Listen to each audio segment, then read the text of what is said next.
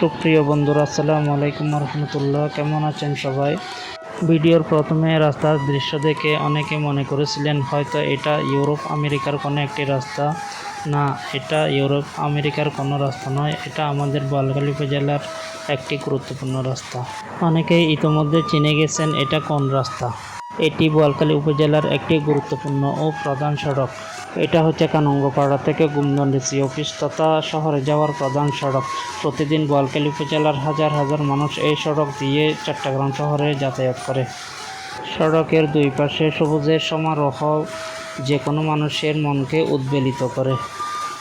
যদি যান্ত্রিক এই যুগে একটুখানি নৈসর্গিক ছোঁয়া পেতে চান তাহলে চলে আসুন আমাদের বোয়ালখালী উপজেলায়। আশা করি সবুজের সমারোহে নৈসর্গিক ছোঁয়া পেয়ে আপনার মন প্রফুল্ল হয়ে উঠবে। ভিডিওটি দেখার জন্য ধন্যবাদ। সবাই ভালো থাকবেন। লাইক, কমেন্ট, শেয়ার করে অন্যকে দেখার সুযোগ করে দেন।